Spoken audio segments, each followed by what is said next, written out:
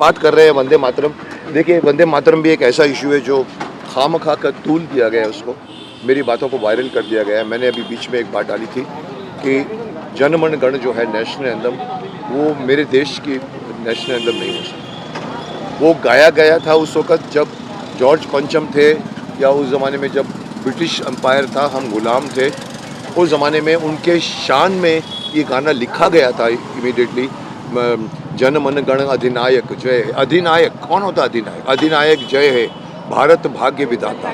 मतलब आप हमारे भारत के भाग्य विधाता हैं। पंजाब सिंध गुजरात मराठा ये सब आपको यश कर रहे हैं, जय हो जय हो जय हो। ये मीनिंग अगर एक हिंदी जानने वाला भी अगर सोचेगा, तो अगर ये हमारे भारत माता के लिए है या अगर झंडे के लिए है, तो भारत माता और झंडा वो देश के भाग्य विधाता नहीं होगी, हम उनको अपना प्रतीक मानते हैं। तो जो वंदे मातरम गाना जो है, जिसमें हम मातरम झुक के कहते हैं कि हे माँ हम तुम्हें वंदना करते हैं, जन मन गण अधिनायक को छोड़िए, वंदे मातरम सुजलाम सुफलाम मलयज शीतलाम मातरम वंदे मातरम। मैं चाहता हूँ कि ये हमारे देश का नेशनल एंथम बन जाए।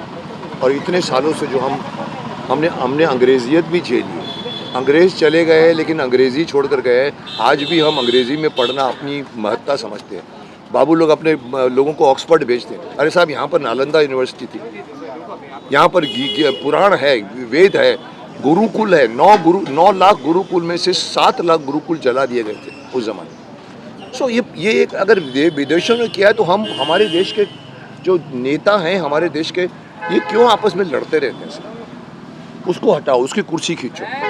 4.5 साल उसमें निकल जाते हैं, 6 महीने बचते हैं तो हाथ जोड़ के खड़े होते हैं, वोट फॉर अस, वोट करते हैं। हम मूर्ख बन के फिर वोट करते हैं, फिर वही 4.5 साल तक वो ऐसे खड़े रहेंगे और जनता ऐसी खड़ी रहेगी, मेरे को ये करना है, नहीं हो रहा है, हट जाओ, लाइन में हट जाओ, हट जाओ। अरे साहब, वो हमारे सेवक बनकर आते हैं, नेता बनकर, कभी लीडर, कभी भी हमारा राजा बनकर नहीं आते। मुझे ये थोड़ी शिकायत रही है कि क्यों नहीं हम अपने देश के युवाओं, अभी देखिए एक छोटी सी बात बन गई है युवाओं की समस्या, नीट को लेकर। कॉकरोच पार्टी, कॉकरोच ऐसी चीज़ है, जब घर में आती है तो हम उसको पकड़ के उठा के फाड़ फेंक देते। किसी भी घर में, किसी भी वर्ल्ड में कहीं भी देखो, कॉकरोच को कभी सत्कार नहीं किया जाता। यहाँ हम लोगों ने कॉकरोच पार्टी को क्यों पनपने दिया, जिसका मकसद नीट पार्टी के प्रॉब्लम सॉल्व करने को नहीं है। वो पीछे खड़े होकर बंदूक चला रहे हैं, मोदी जी को हटाओ, धर्मेंद्र प्रधान को हटाओ, मिनिस्टर को हटाओ। अरे लीक हुआ है पेपर लीक वाले को पकड़ो ना, अगर आपकी डीएल मंशा। पॉलिटिकल बन जाता है, हर मसला पॉलिटिकल है। हमारी अपोजिशन पार्टी सिर्फ और सिर्फ पोजीशन करने के लिए, अपोजिशन करने के लिए अपोजिशन करती है। आप बोलोगे दिन है, मैं बोलोगे रात है, आप बोलोगे सुबह है, मैं बोलोगे रात है। क्यों? आप अपोजिशन में, ऐसा नहीं होता। देश के लिए सोचिए। वो देख लीजिए, वंदे मातरम देख लीजिए। वंदे मातरम का मैंने जैसे ही बात उठाई, लोगों ने कहा कि अरे मुकेश खन्ना ने तो बहुत विवाद खड़ा कर दिया। अरे कौन सा विवाद है? जागो, जब जागो तब सवेरा होता है। विपक्ष सिर्फ विपक्ष की भूमिका निभा रहा है। देखिए, अगर मैं थोड़ा और रफ वर्ड्स में, अगर मैं थोड़ा और खुले वर्ड्स में बोलूं, हमारे देश में कोई भी प्लान बनता है, एग्जीक्यूट होने में साल निकल जाते हैं। चाइना, जिसको हम लोग बहुत ही बुरा कहते हैं, मैं भी चाइना के अगेंस्ट हूँ कि चाइना हमारी ज़मीन हड़प रहा है। बट साहब, आप चाइना से सीखिए।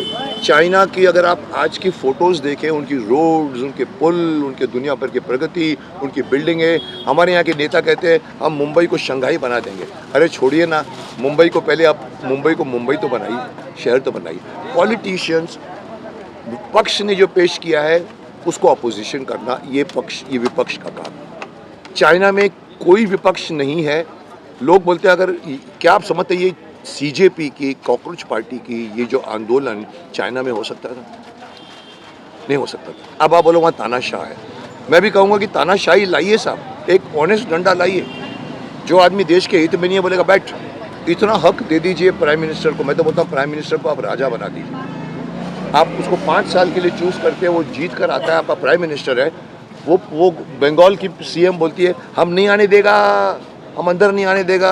अरे आपके बाप की जगह है क्या? क्यों? क्योंकि वहाँ पर कांग्रेस की पार्टी, या वहाँ पर तृणमूल कांग्रेस है, बीजेपी नहीं है। अरे साहब, ये तो वही हो गया जो वल्लभ भाई पटेल के टाइम पे राजा राजा राजा राजा राजा राजा, उसने कहा बैठ जाओ बैठ जाओ बैठ जाओ बैठ जाओ, सार्वभौमिक राष्ट्र बनाए। कहाँ है आप? पंजाब अलग तूती बजा रहा है, केरला अलग तूती बजा रहा है, बंगाल अलग तूती बजा रहा है। साहब, क्योंकि वहाँ पर बीजेपी को मत नहीं मिले। ये सिस्टम गलत है। आप सिस्टम, मैं अपना सिस्टम दे रहा हूँ, मुझे मालूम है कोई समझेगा नहीं मेरी बात को, लेकिन आप भले तानाशाह मत बनो, लेकिन आप एक ऑनेस्ट डंडा लेकर आओ। जो आदमी देश के लिए नहीं बोलता है उसको बोलो बैठ, और जो आदमी, मैं तो यहाँ तक बोलता हूँ पार्लियामेंट में विपक्ष करती क्या है, 1 महीने का सेशन या 1.5 महीने का मुझे नहीं मालूम, 1 महीने में से 30 दिन में से 25 दिन तो धरना बाहर निकल जाते हैं, काम नहीं होने देते हैं। साहब आपको 1-1 दिन का भत्ता मिलता है, हर एमपी को अटेंड करने का 1 दिन का पता नहीं कितने हज़ार मिलते हैं, वो बंद कर दीजिए आप। जिस दिन आपने काम नहीं करने दिया उस दिन उसको भत्ता मत दीजिए। मैं तो यहाँ तक बोलूँगा कि जिसने अगर पार्लियामेंट को नहीं चढ़ने दी जाए उसकी सदस्यता निकाल दीजिए। आप हमारे लिए काम करने गए थे, आप अपनी बात मनाने के लिए, झगड़ा करने के लिए नहीं गए थे। सो विपक्ष अपनी जिम्मेदारी के हिसाब से अपनी भूमिका नहीं निभा रहा, मुझे शिकायत है। आपको अगर लगे कि अगर पक्ष, अगर मोदी जी, देखो मोदी जी के नाम से उनको पता नहीं क्या नफरत है, क्या है, मोदी जी को तो नहीं बैठने दूंगा। अरे तुम्हारे पास कौन सा नेता है मुझे बताओ ना, मोदी जी ने कुछ तो किया है?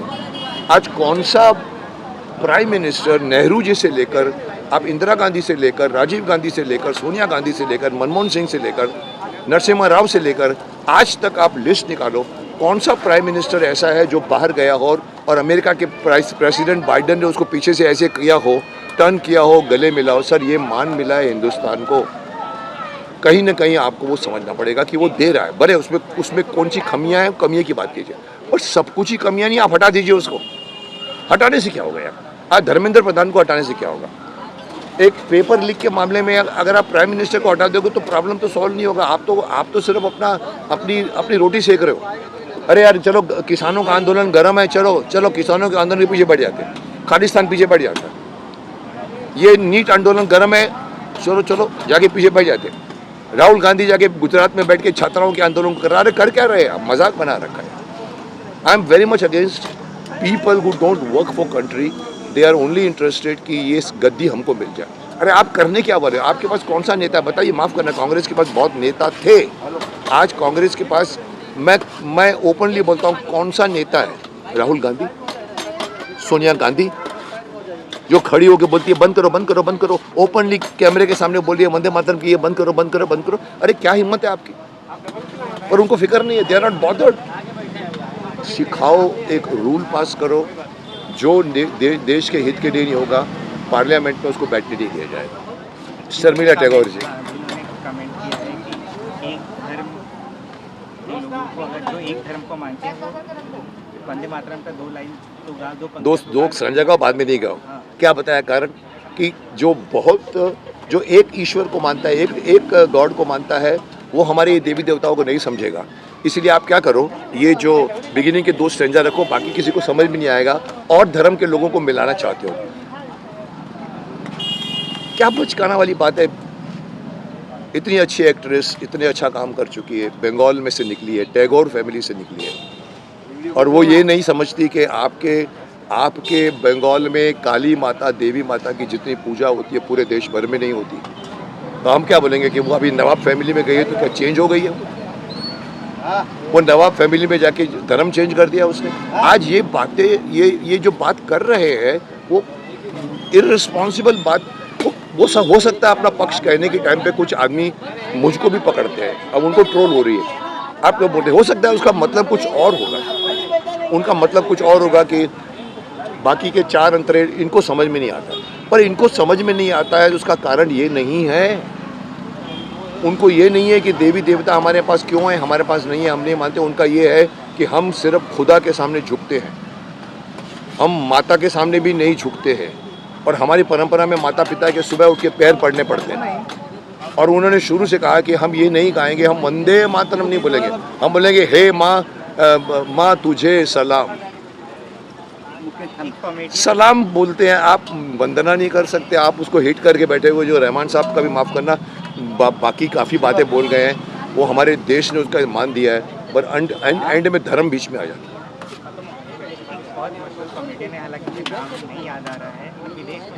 वीर दास नाम है उसका, उसको मैंने कहा था इसका नाम चेंज करके कायर दास कर दो। कैनेडी हॉल में जाके कहा था उसने, India has got to India, सुबह देवी की पूजा होती है, रात को रेप होता है।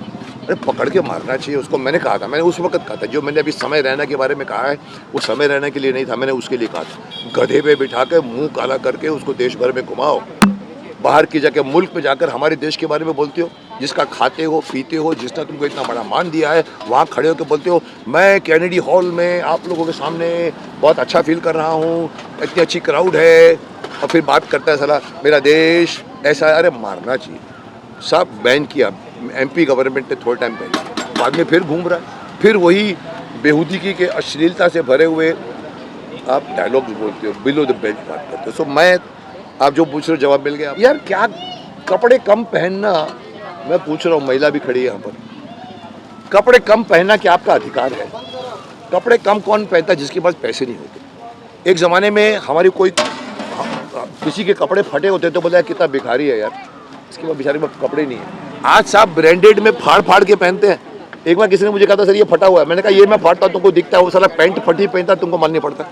ये कम कपड़े पहनकर घूमना एक तरह की अश्लीलता है। हमारा समाज शुरू से इसको एक्सेप्ट नहीं करता। रामायण का इतिहास है, महाभारत का इतिहास है, हमारे यहाँ घूंघट होता है, साड़ियाँ होती है। ये विदेशी FTI FTV आया था एक ज़माने में। तो आज मुझे खुशी है सुप्रीम कोर्ट ने अभी एक छोटा सा एक फरमान किया है, जो भी बेहूदगी के कम कपड़े पहनकर जो भी लड़कियां घूमेंगी, हम उनका आधार कार्ड और ये कार्ड, उनको ये आधार कार्ड वगैरह मिलना मुश्किल है। लाओ, दंड लाओ, डिस्करेज करो उनको।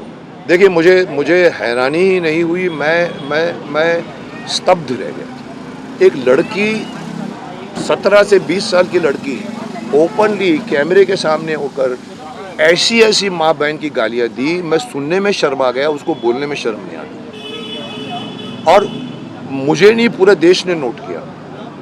सिर्फ नोट नहीं किया, CJP ने नोट किया, क्योंकि वो बुलवा रही थी। वो लड़की जो बाद में कोशिश किया, उसने अपनी छोटी बहन को खड़ा करके बोला मैं तो माइनर हूँ, माइनर नहीं थी वो, चीटिंग हुई इसके अंदर हुई। वो लड़की ने, और इसके अलावा एक वो नहीं थे, कम से कम 10-12 लोगों ने मोदी जी के मदर को लेकर विदेशी PM इटली के उसके खिलाफ बोल कर गई। आज इटली के PM ने भी धमकी दी है कि मैं एक्सपोज करूँगी आप लोगों को, तो आपको मालूम नहीं पड़ेगा क्या कर रही हूँ। वो मुझे बहुत हैरानी हुई। मैं इतना बोलता हूँ, जो भी लड़का लड़की बोल के गया है, उनको लगा कैमरा मेरे पास है, पूरा हिंदुस्तान देख रहा है, बोला अरे ये तो ये कर देना चाहिए, अरे ये तो कर। उनको मालूम है जो बोल के गए उनके माथे पे लिखा गया। आगे जाकर न उनको कभी वीज़ा मिलेगा, न उनको कोई अच्छी नौकरी मिलेगी। कोई भी बड़ा आएगा, अच्छा तुम वही लड़की हो ना जिसने गाली दी थी, हटाओ उसको। Now they are realising it. उस वक्त जोश था या पैसा था? हो सकता है पैसा दिया होगा। ये सब इन्फ्लुएंसर्स थे, पकड़ के आए थे जिनका यूट्यूब चैनल, आइए आप इधर आके बोलिए। मतलब कुछ नहीं था। आपको बात करो नीट की, आप बात कर रहे हो मोदी के चरित्र की और मोदी के माँ की बात कर रहे हो। ये बीच में डिफरेंस आपको समझ में आना चाहिए। तो मैं बहुत ही ओपनली मैंने उसको कहा था, फिर लेकिन बाद में मैंने रियलाइज़ किया कि ये जेन ज़ी नहीं है, ये जेन ज़ी में घुसे हुए कॉकरोचेस हैं।